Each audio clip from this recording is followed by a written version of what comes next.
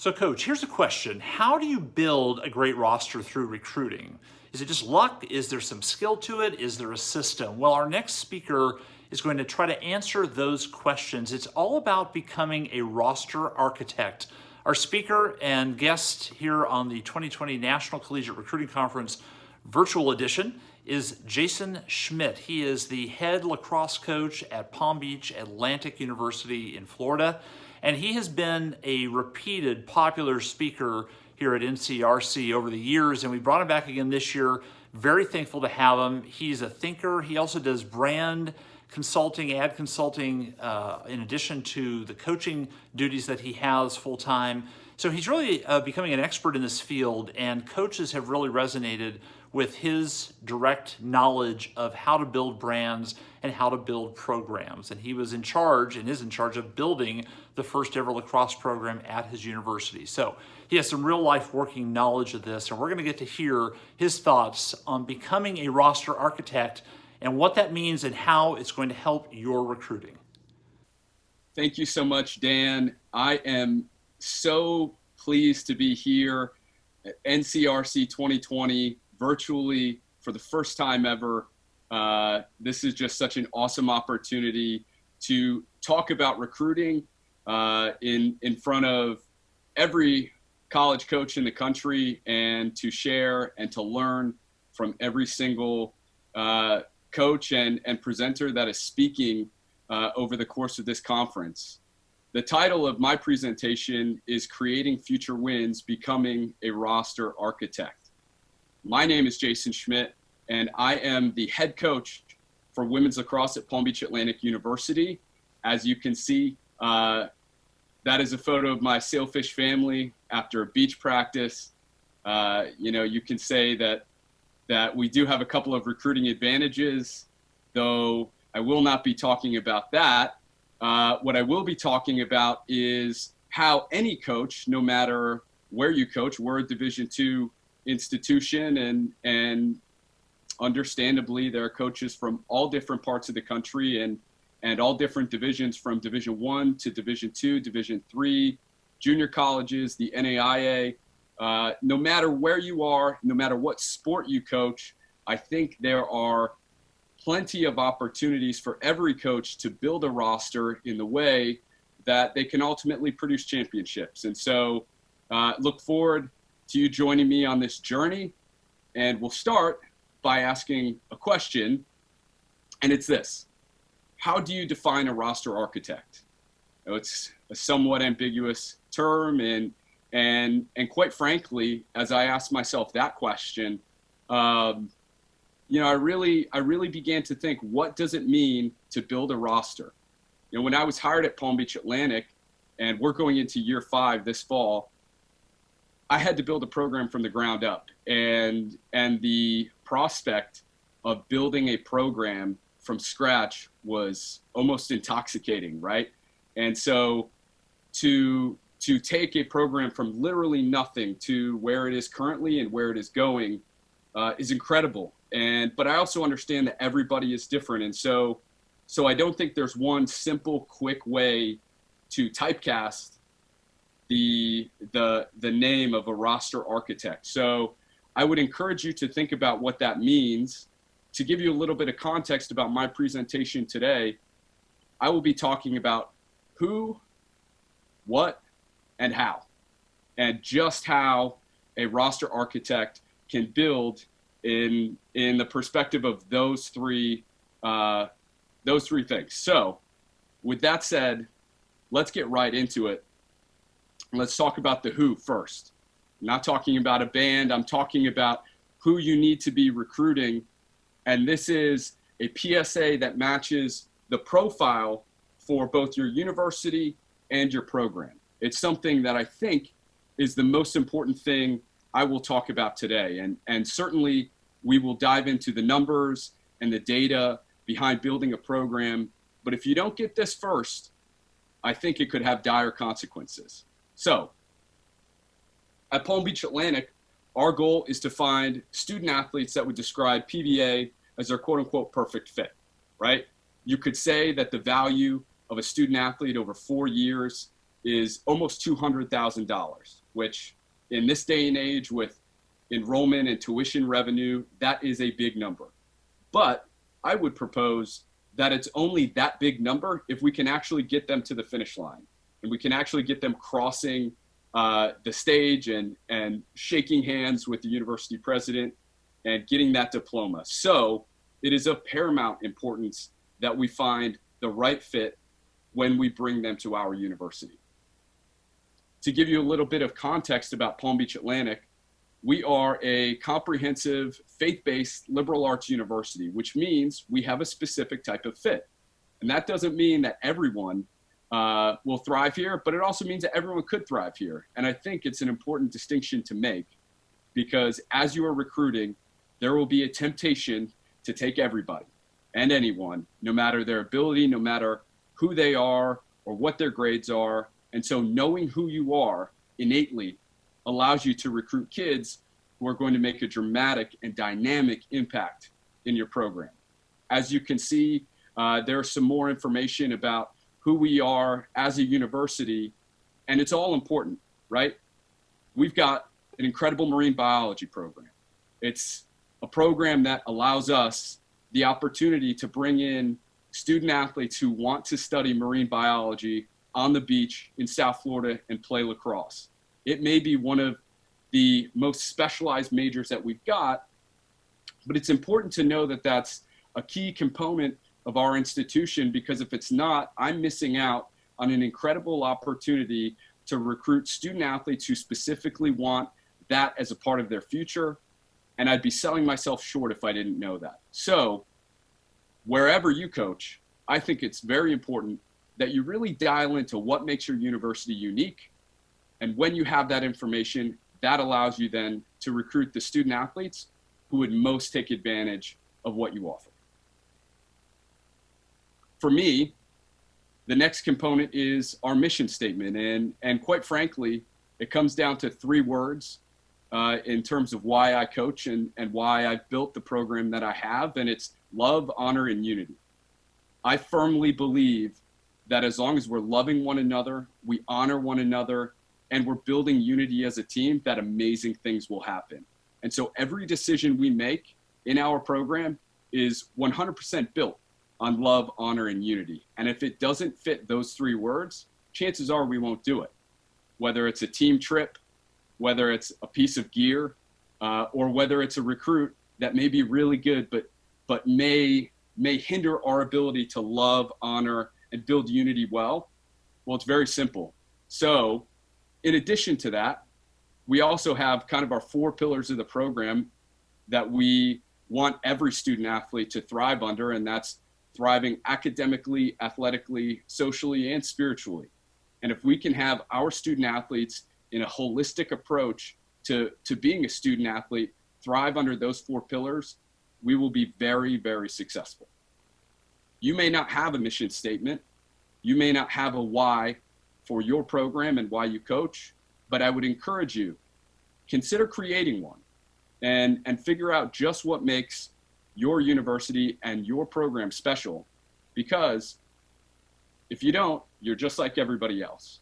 And if you do, you can begin to segment yourself against the competition.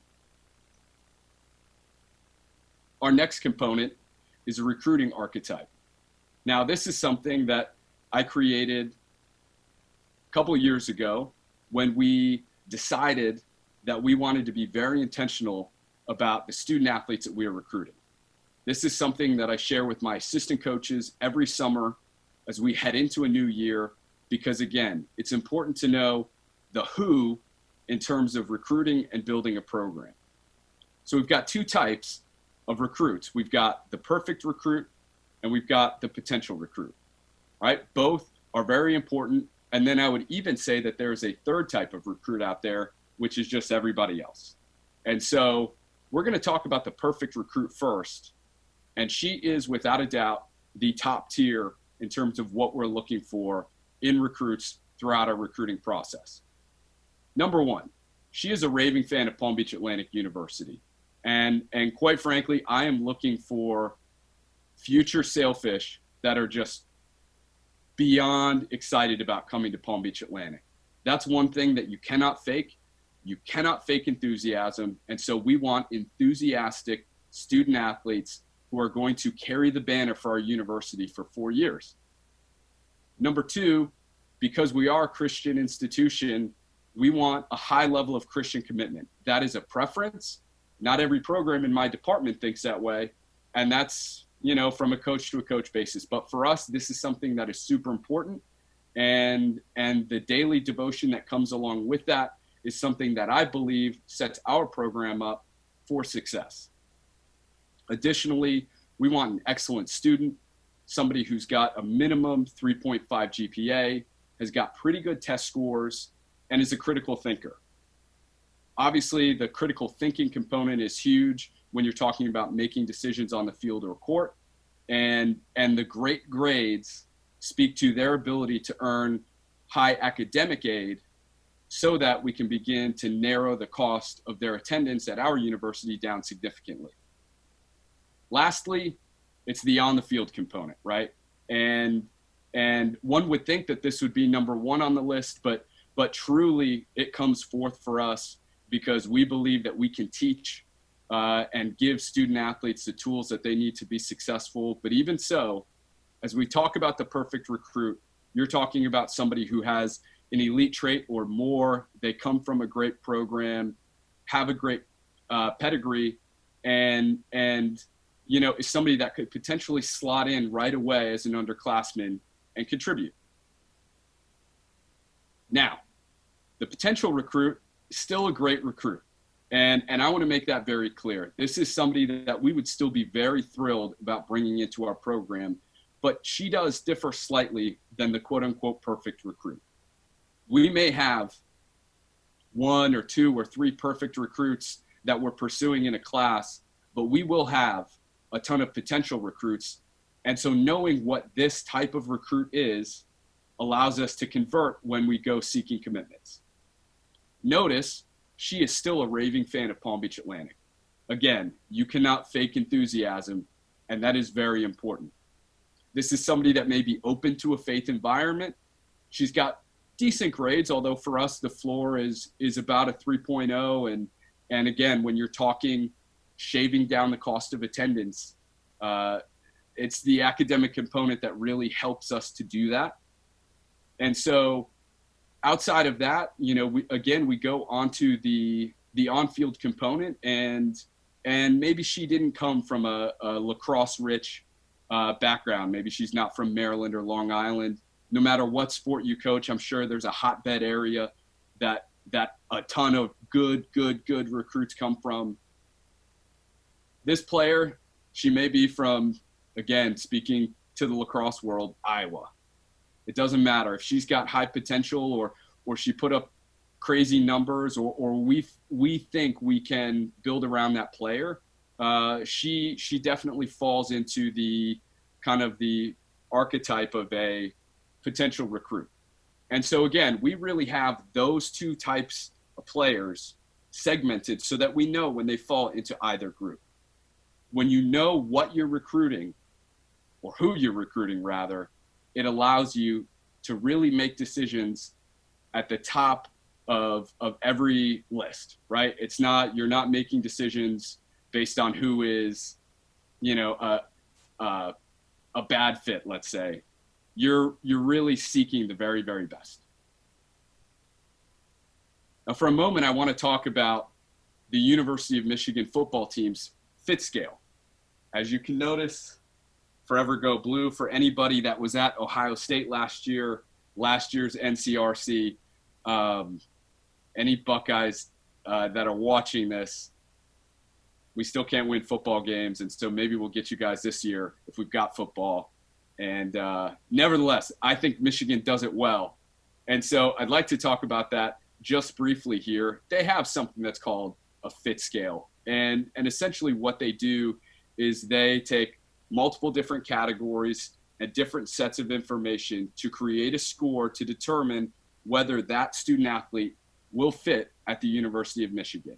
And so that score is based on a bunch of different things, from football IQ to character and accountability and they're graded on a 100-point scale. And there is even a section just based on gut feeling that a coach can enter in. It's worth 10 points.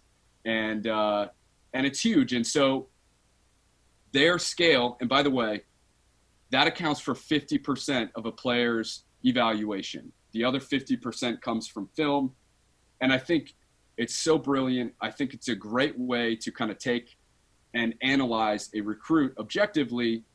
And so that's something that we have implemented within our program. It's something that we put together about a year and a half ago to start to rate and rank our recruits. And our system varies a little differently, as I will show you, but it is super important to know how they rate so that you can start to segment your recruits into tiers. And so as you look, and if anybody has seen a previous presentation of mine in the past at NCRC, some of this may be review, but we have 3 categories per recruiting class, 3 tiers, if you will. Tier 1, those are our PSAs that are designed for athletic aid. It's typically 10 to 20. Oftentimes we will get about half of that group by the time it's all said and done. And we'll talk more about that later, just in terms of the overall size of a class. Tier 2 can be 40 or 50, sometimes more student athletes. Those are our prospective student athletes that we've got a relationship with or have been talking with in some way. And tier 3 is everybody else. And those are the recruits that we just haven't met yet. And certainly as we seek to get the Sailfish brand out amongst the world, we hope that we do. So 3 tiers, and it's important to know how our recruits fit and how they score so that we can slide them into these tiers and recruit them accordingly. This here is a look at our recruiting board. Now, the names have been changed to protect the innocent, but this is essentially what we look at on a daily basis. We also utilize a 100-point scale. And while we differ from the University of Michigan in that we also include their film grades in the overall evaluation, it is very important for us to get a clear look at who's rising and falling on a recruit board at any given time for any reason. You can see some recruits that are color-coded green. All right, they are rising in our eyes. You know, we've had some great communication and some great progress in that way. You can also see, as we have segmented them by position, that there are some defenders that are better than some goalies and some midfielders, right? Our 4th rated defender is a 92. That's as good as our top midfielder and better than our top goalie. And so as a result, again, seeing just how these players rank in comparison to one another allows us to make important decisions based on our class.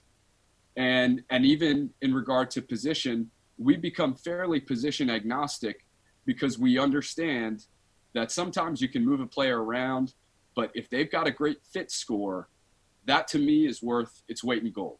So if you have any questions on our recruiting board or even the fit scale in particular, I've got my information at the end of this presentation, and I would love for you to send me a text message or an email, and we can talk about it, because I believe that this stuff has really changed the way that we recruit and has given us tremendous success to this point.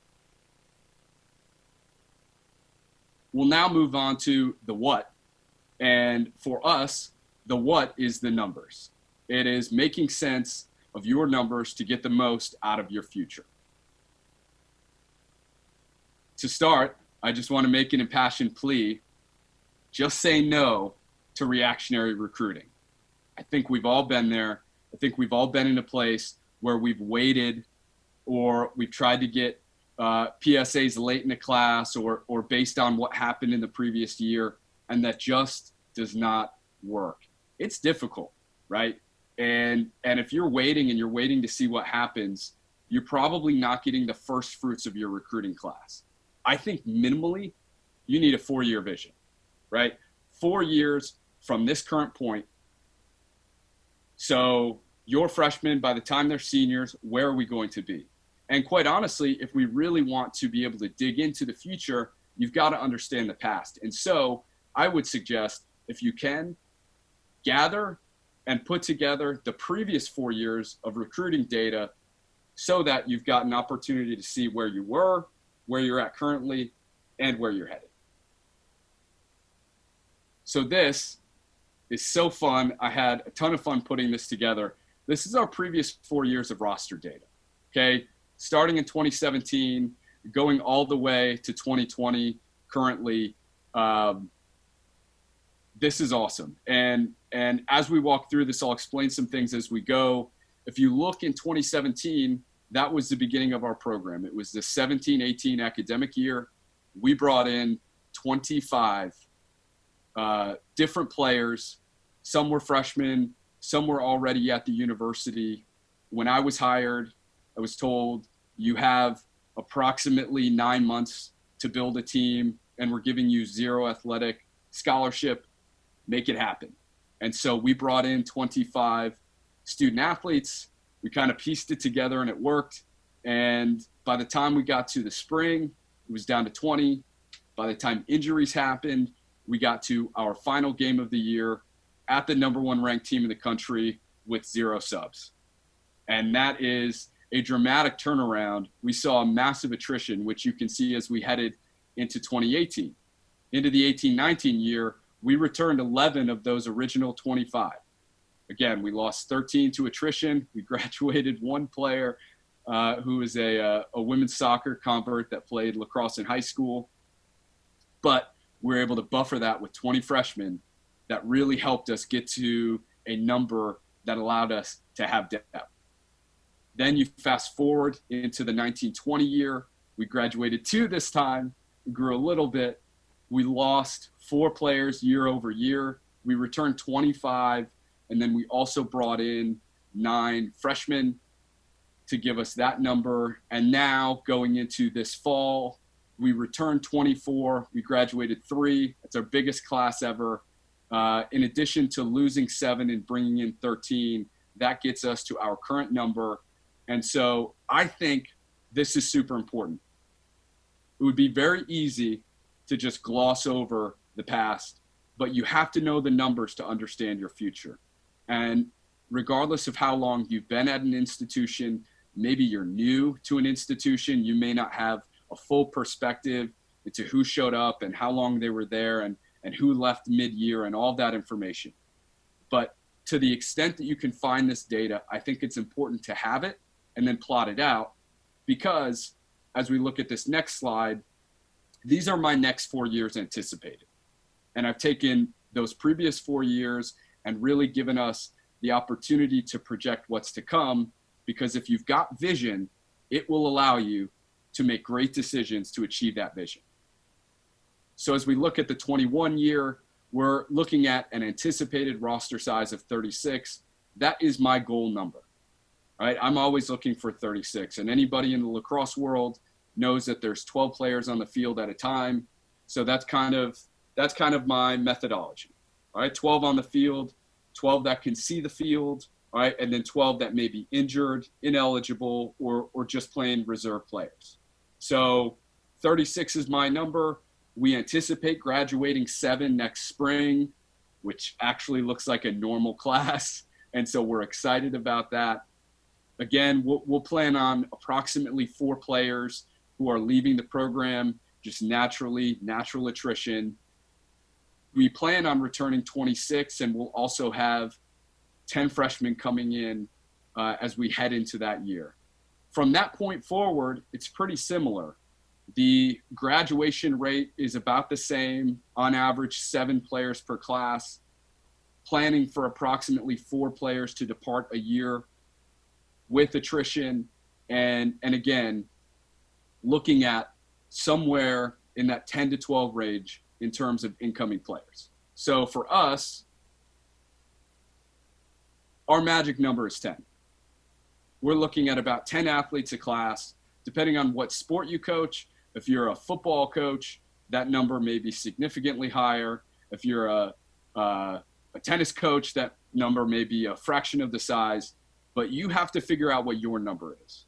And And depending on what the data shows, it allows you the opportunity to take a look at it and say, okay, well, maybe attrition could be high in 2023. Well, we now know that we need to take a bigger class, either on the front end or the back end of that, to buffer that situation. Some of that is so unexpected, but you need to know so that you can take advantage, and whether that's preferred walk-ons, maybe that's the transfer portal, whatever way, however you do it, it's important to know so that you can react, all right? If you don't know and end up completely reactionary, it's not going to be a great situation. This is another argument that I'll make, and it's my impassioned plea for over-recruiting. You just don't know. As I mentioned, my roster of 36, we have 12, 12, and 12. Well, that back 12 players that may be injured, may be ineligible, they could find their way off of my roster, and we really need to be prepared for if or when that may happen. Additionally, you never know when a pandemic may happen. I think some of us probably thought that would be, maybe not in our wildest dreams, but certainly something that happens once in a century. But here we are, working from our home offices and trying to make the best of a bad situation. And if we over recruit, it allows us to create circumstances that allow us to withstand things like a pandemic. And then additionally, you may be asked to over recruit by your institution. My incoming class for the fall of 2020 was 10. Our university, as a result of COVID and some other things happening behind the scenes, asked me to increase that number to 13. So in some ways, they forced my hand to over recruit. Now, thankfully, we were pursuing some late stage 2020s that turned out to be incredible fits as we compared them to our recruiting archetypes. But you need to be prepared to over recruit, because it may turn out that your university may ask you to do that anyway.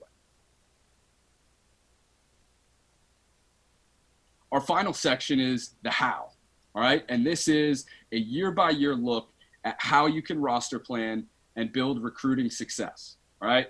So we all know recruiting success oftentimes will equal on-field success. And it's my firm belief that if you go back to step one and how we bring in student athletes and make sure that they're the right fit, they may not be the best athlete ever, all right? But we know they'll fit our university, that recruiting can be a very, very important correlation to that on-field success. So year one, it's all about what your situation is, all right? And this is where everybody's different. You may be like I was, and you may be starting from scratch, all right? If not, what pieces do you have? You just took over a job. Who are you inheriting? Or what are your previous years of recruiting like? Maybe NCRC 2020 is a revelation, and you will commit to taking the next several years to really honing in on your recruiting ability. What's your situation, all right? And the most important thing to have in year one is absolutely, without a doubt, a plan. If you can exit year one of whatever your circumstances are with a plan, you will be in great shape, absolutely. So, as I talk about having a plan, you need to understand who it is that you have, gather that data that I talked about. And another component of this as well is comparing your numbers against who you compete against. It might be your conference, it might be teams in your state or region. But again, this is just finding data points and seeing how you stack up. I understand that there are multiple ways to win and there's no one right way. But for us, we take a look, and I will show you here, at the roster sizes of each team in the Sunshine State Conference. We play in the SSC. It is my belief that we are the top lacrosse conference in Division II. We've got 5 teams that were ranked in the top 15 at any point last season. And so we do measure ourselves against our competition, because it is our competition that we will see come March and April. And so we want to make sure that we stack up well. As you see in terms of the data, roster sizes are all over the place. And some teams are in the low 40s or the high 30s. Florida Tech, FIT, they took a stretch where they were successful with what I perceive to be a bare bones roster, but they found a way to get it done. Nevertheless, you cannot ignore that in a conference as deep as mine may be, that I think that 36 number that I referenced previously is very important. And that's what we believe we need to have to be successful. You may be in a completely different situation, and that's okay. But the important aspect of this part of the planning is understanding where your peer institutions are at so that you can recruit accordingly. The last component of year one is creating a roadmap. Part of this depends on your level of institutional support. Maybe you have the ability to give out athletic scholarships, or maybe you're like me and you have none at all. Maybe you're a D3 school and that'll never be a conversation, and maybe you'll get athletic money at some point down the road. Regardless, you have to understand that all of that affects your roadmap, and you have to determine, in what way do I want to win? Do I want to win now? Do I want to win later? It's my belief that certainly we want to win, but the win later mindset gives us the ability to really build a firm foundation, right? And find those perfect fits and allow them to mature and develop. Certainly you could choose the win now route, especially if you have a high level of institutional support and can afford transfers and different players of that nature. But that's ultimately a decision that you will have to make for your program and your situation.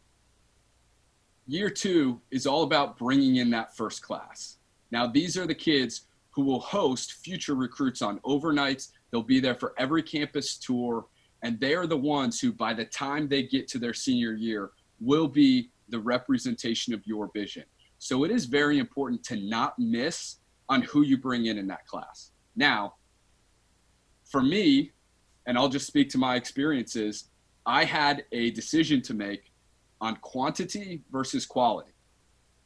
As you may remember from that previous slide, we brought in 20 recruits in that first true recruiting class heading into year two.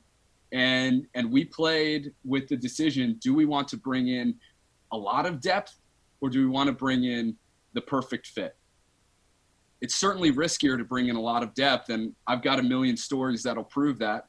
But additionally, we found some recruits that we probably would not have taken that we did take because we looked for depth, and it has played to our advantage to this point. Consequently, if you do guess wrong, all it takes is one bad apple to spoil the whole bunch, and you may be looking for a new job with a new program. So I don't think there's a right answer to this, but I think it's an important question to ask. As you are growing, are you willing to wait? As coaches, certainly we're always impatient and we always want to see results right away. But how you make that decision is going to have an impact on your program no matter what. In years 3 and 4, it's all about finding your fit. By this point, your process should be refined. You should be getting into conversations with those perfect fit recruits, and maybe in a way that you hadn't previously.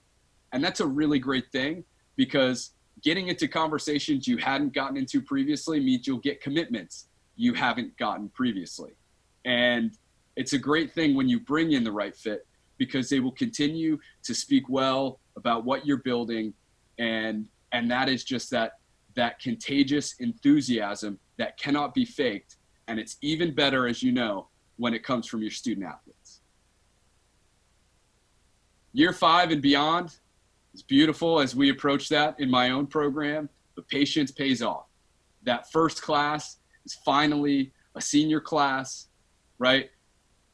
As I mentioned, the SSC, it's pretty cutthroat, and some of those programs in my experience have had senior star-laden classes for what seems like years. And to finally be catching up with them is a beautiful thing. Even in the midst of COVID, for me personally, we saw an opportunity for those other institutions to graduate their they're All-American players and for us to get another year older. And that's exactly what we've done. And so I would hope that we benefit from that. But as you get to year 5, in whatever your process may be, the hope would be that you finally see the fruit of your labor. And whatever that looks like, however your championship window opens up, the hope would be that you can finally take a look and see, man, we looked at the data, we saw it, and it's finally paying off. So, in review, how do you become a roster architect? Step 1, create your recruit archetypes. Step 2, analyze your roster data. And step 3, use your type and data to create a plan. If you can do those 3 things, right, I think it will set you up for tremendous success, and coaches from all over the world will look at you and they'll be like, hey, that coach right there, they're a roster architect. And, or maybe they won't. Who knows? But the hope would be that you create an awesome opportunity for recruits to say yes to your program, and an incredible opportunity for those then student athletes to have an incredible student athlete experience. This is my contact information. You can text me, you can @ me on Twitter, you can send me an email. I would love if you checked out creatingfuturewins.com. That is my blog where I talk about recruiting and coaching and leadership. Thank you so much for watching this presentation, and I look forward to seeing your wins on the field.